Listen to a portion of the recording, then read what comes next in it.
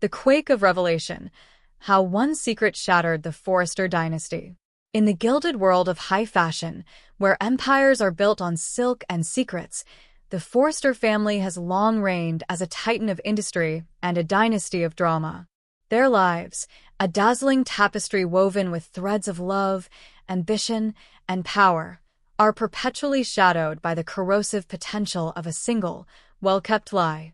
For decades, audiences have watched as betrayals have reshaped alliances and paternity scandals have redrawn the family tree.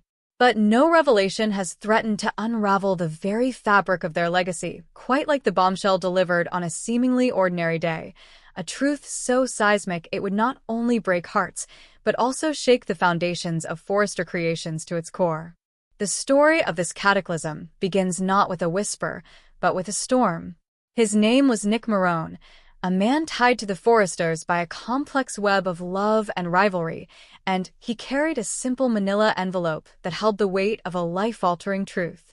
This was the day the past refused to remain buried, a day a devastating secret would finally claw its way into the light, forever changing the destiny of Ridg Forrester, his great love Brooke Logan, and the entire family they had built and broken a dozen times over. Part 1. The detonation in the boardroom. The main boardroom at Forrester Creations is more than a meeting space. It is a throne room, a battlefield, and a sanctuary. On this day, it was a pressure cooker. Ridg Forrester, the prodigal son and creative force of the company, presided over a tense meeting. With him were his children, the fierce and formidable Steffi and the complex, often troubled Thomas. Across from them sat Brooke Logan, the woman who was the love of Ridge's life and the eternal thorn in his children's side. The air was thick with the usual undercurrents. Corporate strategy mingled with years of personal history, a casual power play disguised as a discussion about the latest collection. Into this carefully controlled environment, Nick Marone entered like a force of nature. He didn't just walk in. He pierced the bubble of their insulated world. His face was a pale, grim mask, his jaw clenched with a resolve forged from years of misplaced devotion. In his hand, the envelope seemed to pulse with a dark energy, a harbinger of the chaos he was about to unleash. Years of believing he was a father, of pouring his love into a child who shared his name but not his blood, had culminated in this one terrible moment of reckoning. His was the fury of a man deceived, but it was also the profound sorrow of a father about to lose a daughter. Ridg, in his typical fashion, bristled at the intrusion. His territorial alpha instincts flared immediately. "What are you doing here, Nick?" he barked, his voice sharp with annoyance. "This is a private meeting." He stepped forward, a king defending his court, utterly oblivious to the fact that his kingdom was about to be overturned. But Nick did not flinch. The usual power dynamics of the room held no sway over him today. He held up the envelope, the paper a stark white flag of surrender to a truth he could no longer fight. His voice, when it came, trembled with a cocktail of rage and regret. "You have a right to know," he began, his eyes locking onto Ridge's. "Hell, you need to know, Ridg. You've been living a lie for too damn long." He let the words hang in the air, a poison dart finding its mark. Steffi and Thomas exchanged a bewildered glance, their minds racing to decipher the cryptic warning. It was Brooke whose reaction was most telling. Her eyes widened in a fraction of a second, a silent gasp of pure terror. The walls of her carefully constructed world, built on a foundation of secrets she'd kept to protect her own happiness, were suddenly closing in. She knew what was in that envelope. Ridge's stare tensified, his arrogance melting into a cold dread. "What are you talking about?" he asked, his voice low and dangerous. Nick's gaze flickered to Brooke, a silent accusation passing between them, before turning back to Ridg. He didn't shout. He didn't need to. The devastating finality of his words was delivered with a chilling calm that was more powerful than any outburst. "Daphne isn't who you think she is," he stated. Then came the final, fatal blow. "She's your daughter, Ridg. Your biological daughter. Not mine." The silence that followed was absolute, a vacuum that sucked all the air and sound from the opulent room. Ridg blinked once, then twice, his brain refusing to compute the sentence. Steffi gasped audibly, her hand flying to her mouth in shock. Thomas, for his part, looked as though he'd been physically struck. The world had just tilted on its axis. Ridg Forrester, the man who defined his world by his legacy and his children, had another child. A daughter he never knew, a daughter who had been living in his orbit for years, raised by another man. He ripped the envelope from Nick's hand, his own shaking as his eyes scanned the clinical, black-and-white text of the DNA report. Probability of paternity, 99.9%. The paper fluttered from his nerveless fingers to the floor, a testament to a life irrevocably shattered. Part 2. The Fallout, a Legacy of Wounds.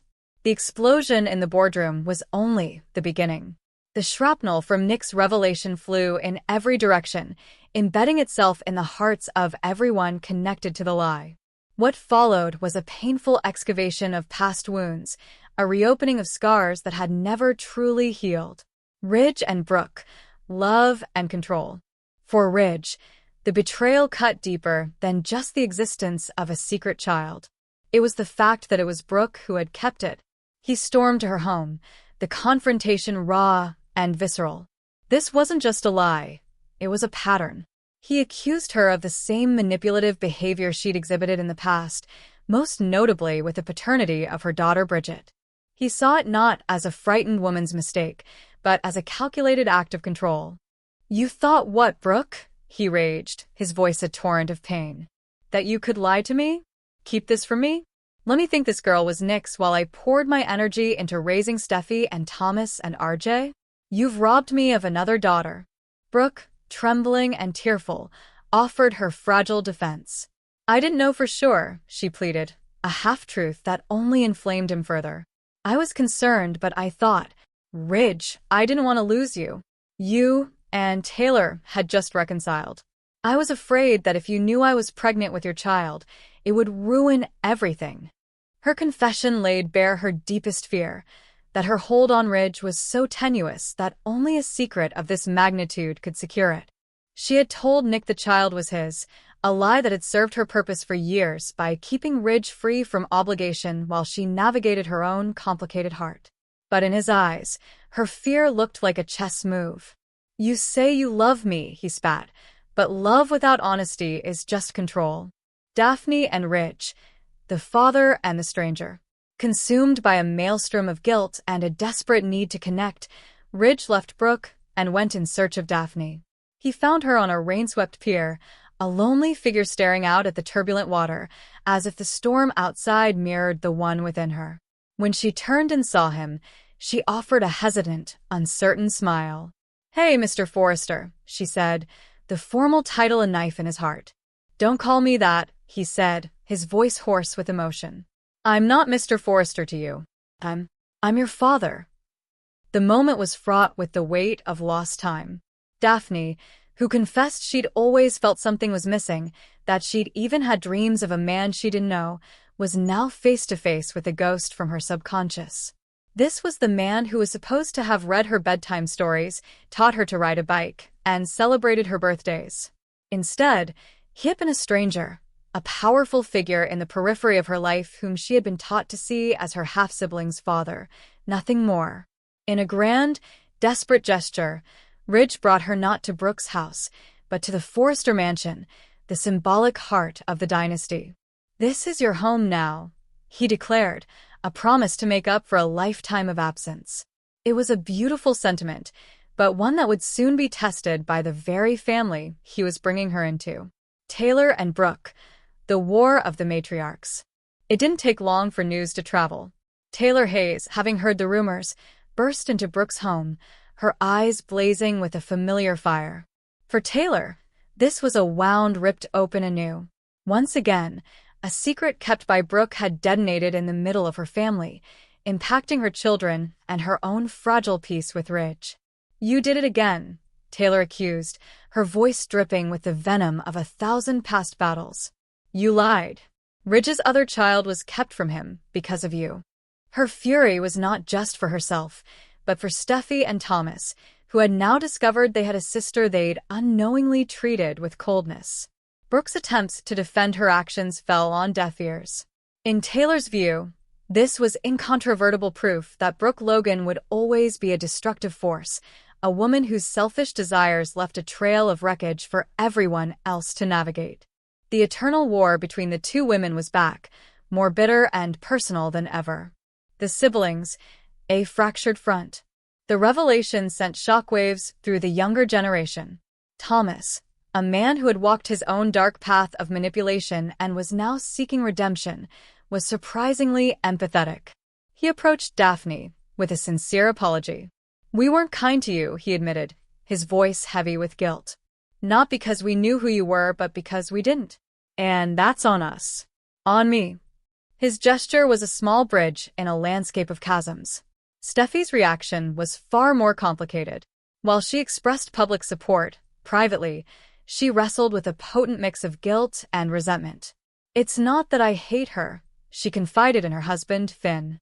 "She just feels like an outsider. Like she's taking something that used to be ours. Me, Thomas, RJ, we were his kids. Now, there's someone else in that circle." For Steffi, Daphne wasn't just a new sister. She was a variable that threatened the established order, a potential rival for her father's notoriously fickle affections and, more pragmatically, a threat to her own hard-won influence at Forrester Creations. Part 3. When family drama becomes a corporate crisis. The fallout was not contained to the family's opulent living rooms. The news of Daphne's true parentage was a grenade rolled into the heart of the Forrester business empire. A new power player is crowned. In a move designed to correct a lifetime of wrong, Ridg called a company-wide meeting. With a voice shaking with conviction, he made a public proclamation. "Daphne Marone is to be recognized not only as my daughter," he announced to the stunned staff, "but also as an heir to the Forrester legacy. From this moment forward, any disrespect shown to her will be treated as disrespect to me personally." This single act reshuffled the entire corporate deck. It wasn't just a personal acknowledgement, it was a business decree. The patriarch, Eric Forrester, watched with a heavy heart. Frail and weary from decades of his family's infighting, he saw this not as a solution, but as the beginning of a new chapter of chaos. "This family is cursed with deception," he murmured to his wife, Donna. He understood the implications immediately. This changed everything. The shares, the inheritance, the entire power structure of the company. Steffi's resentment sharpened into strategic concern. "She doesn't know anything about the company," she argued with Ridg. "We can't just hand her influence because of a DNA test." But Ridg was resolute. "Then we will teach her," he countered. "Like I taught you. Like Eric taught me. She has just as much right to be here as anyone else." While some, like Hope and Thomas, embraced the idea of welcoming Daphne, others saw an opportunity. Zend, ever the opportunist, sensed the shifting tides. He approached Daphne with a proposal to collaborate on a new fashion line, a seemingly friendly gesture that masked his true intent, to align himself with the newest power player and secure his own position within the fracturing empire. The family once again was dividing into camps. The battle for Forrester Creations was no longer just about design and profit margins. It was about bloodlines and betrayals, with Daphne unwittingly at its center. Conclusion: an empire on the brink. The revelation that Daphne is Ridg Forrester's biological daughter did more than just add a new branch to a complicated family tree. It took an axe to the roots of the Forrester empire. Relationships have been tested, alliances have been shattered, and the long-standing truths that defined their lives have been obliterated. In the rubble of this emotional earthquake, there is the faint possibility of healing. Daphne, surrounded for the first time by a family that is truly hers, stands on the cusp of a new beginning.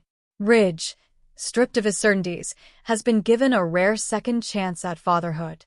But the path forward is paved with the jagged shards of the past. It would be naive to assume that this new reality will be easily accepted. The ghosts of Forrester's history are long and vengeful.